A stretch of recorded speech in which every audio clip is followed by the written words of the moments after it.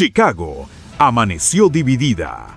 Mientras los legisladores de Illinois buscaban cómo oponerse a las acciones del ICE, algo mucho más grande se estaba gestando.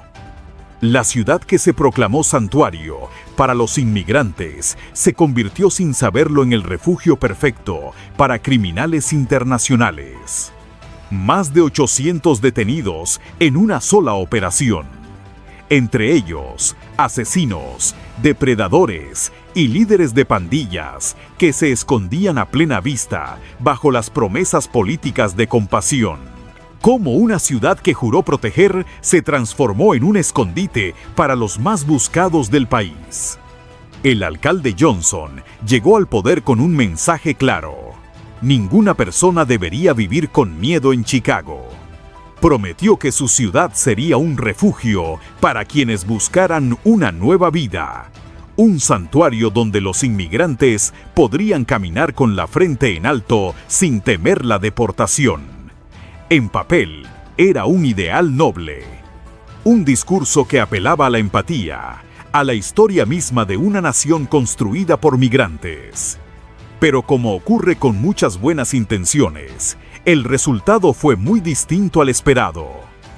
Las políticas de santuario, que debían proteger a las familias trabajadoras y a los inocentes, terminaron convirtiéndose en un escudo para los depredadores.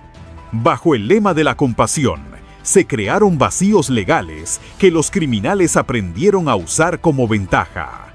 Sabían que la policía local tenía las manos atadas, que ningún oficial podía compartir información con las autoridades federales y que bastaba cruzar a Chicago para desaparecer del radar. Lo que nació como refugio se transformó en trinchera. Pronto, las calles comenzaron a llenarse de nombres que jamás debieron volver a circular libremente.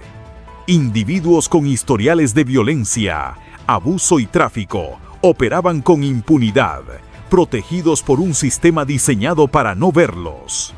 Las familias seguían creyendo que vivían en una ciudad segura, mientras las verdaderas amenazas caminaban entre ellos con la certeza de que nadie se atrevería a denunciarlos. La línea entre justicia y política se borró. Y cuando la política borra la ley, lo que llega no es compasión, es caos. ¿Hasta qué punto una política humanitaria puede volverse un arma en manos de quienes saben manipularla? En 2021, Illinois tomó una decisión que cambió el rumbo de su seguridad interna: prohibir toda cooperación entre las cárceles locales y las autoridades federales de inmigración. Lo que parecía un gesto político de independencia, pronto se transformó en un vacío de autoridad. Desde ese momento, nació un sistema invisible, una red de inmunidad estructural, donde incluso los criminales más peligrosos encontraron protección. No era una conspiración secreta, era una política pública escrita y firmada con la tinta de la ingenuidad. Con el paso de los meses, los resultados se hicieron imposibles de ignorar. Asesinos convictos trabajaban en obras públicas, violadores residían a pocas calles de escuelas primarias, y líderes de pandillas controlaban vecindarios completos, usando las mismas leyes que juraban proteger a las familias como escudo contra la justicia. En lugar de garantizar seguridad, las medidas convirtieron a Chicago en un terreno de impunidad. Los oficiales locales sabían quiénes eran muchos de esos individuos, pero sus manos estaban atadas. La ley les prohibía compartir información con el ICE. Incluso si sabían que un prófugo violento vivía en la misma comunidad. Las órdenes ejecutivas del alcalde no solo bloquearon la cooperación, sino que fueron más allá. Prohibieron a los policías vestir de forma similar a los agentes federales, obligándolos a diferenciarse para que los inmigrantes y, por extensión, los criminales pudieran reconocerlos y evitarlos. En la práctica, eso significaba que los delincuentes sabían exactamente a quién debían esquivar. Cada decisión política se transformó en una pista operativa para los fugitivos. Era como entregarles el mapa de su propia impunidad. ¿Qué ocurre cuando las leyes que fueron creadas para proteger al inocente se convierten en la fortaleza del culpable? Chicago se volvió un espejo roto de su propio idealismo. La ciudad que quería ser símbolo de compasión terminó siendo un ejemplo de cómo la política, cuando se desconecta de la realidad, puede destruir aquello que más pretendía defender: la seguridad de su gente. Los nombres comenzaron a acumularse como heridas abiertas en la conciencia de Chicago. Jake Michel Ramírez Álvarez, condenado por robo armado y aún así libre. Carlos Román Barrera, acusado de agredir sexualmente a un menor de su propia familia. Y Julio Cucul Boy, responsable de la muerte de Katie Abraham, una joven que solo regresaba a casa después del trabajo. Cada uno de ellos representa una falla del sistema, un recordatorio doloroso de cómo las decisiones políticas pueden tener consecuencias humanas irreversibles. Ninguno de estos individuos debió seguir caminando entre inocentes, pero el santuario los amparó. Lo más inquietante no fueron sus crímenes, sino la facilidad con la que pudieron permanecer impunes. Las leyes que impedían a las autoridades locales colaborar con el ICE les ofrecieron una segunda oportunidad, no para redimirse, sino para reincidir.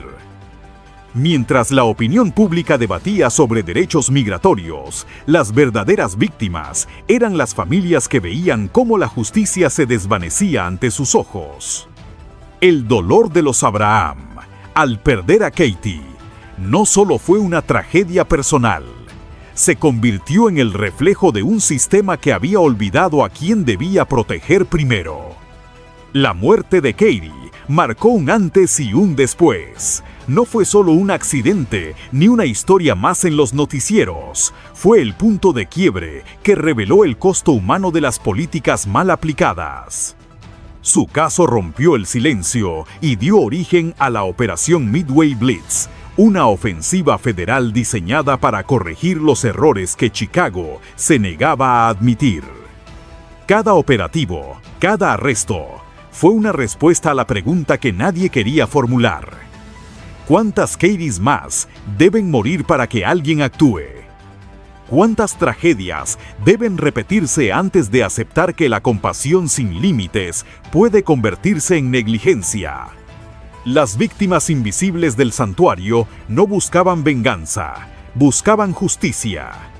Y en esa búsqueda, obligaron a una nación entera a mirar lo que muchos preferían ignorar: que detrás de cada eslogan político hay vidas reales pagando el precio del silencio. El 8 de septiembre, mientras la ciudad aún dormía, un rugido de motores y helicópteros rompió la quietud del amanecer. A esa hora comenzó la Operación Midway Blitz, una de las acciones federales más contundentes de los últimos años. ICE, el FBI, la patrulla fronteriza y el servicio de alguaciles unieron fuerzas en una ofensiva sincronizada que tomó por sorpresa a todos. Más de 800 arrestos en una sola jornada. No hubo filtraciones, no hubo tiempo para escapar. Las luces azules iluminaron los callejones de Chicago como si la ciudad misma estuviera despertando de un largo sueño de impunidad. Las redadas no fueron improvisadas. Cada movimiento fue calculado, cada objetivo analizado durante meses. Los agentes sabían exactamente a quién buscaban: individuos con antecedentes de violencia, abuso sexual, homicidio y vínculos con redes criminales internacionales. Los equipos se desplegaron en zonas estratégicas, golpeando simultáneamente para impedir que los sospechosos se alertaran entre sí.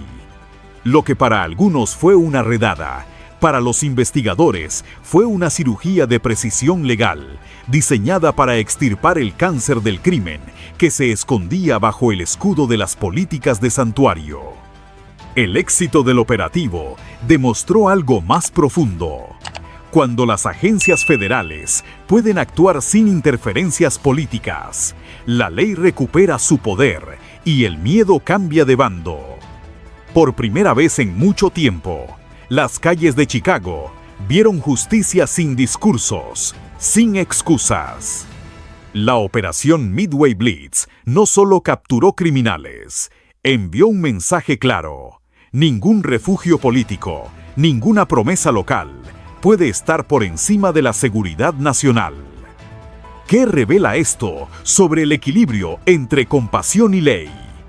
¿Y qué pasará cuando otras ciudades santuario se enfrenten a la misma realidad? Lo que parecía una simple red de fugitivos resultó ser una estructura criminal transnacional. Pandillas venezolanas como Tren de Aragua, cárteles mexicanos y organizaciones locales habían montado un sistema de lavado de dinero, tráfico y extorsión bajo la protección política de la ciudad. Negocios legales funcionaban como fachadas.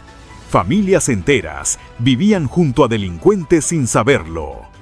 ¿Fue ingenuidad o complicidad? ¿Quién permitió que el santuario se convirtiera en una tapadera internacional del crimen? La operación Midway Blitz fue más que una redada, fue una advertencia. Demostró que ninguna ciudad, por poderosa que sea, está por encima de la ley.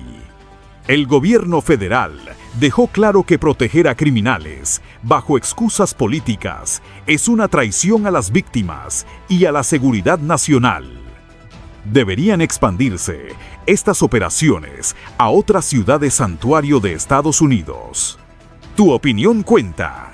Comenta lo que piensas, suscríbete para apoyar este tipo de investigaciones y dale like si crees que la justicia debe prevalecer por encima de la política. Porque cuando el silencio protege al culpable, la verdad se vuelve un acto de resistencia.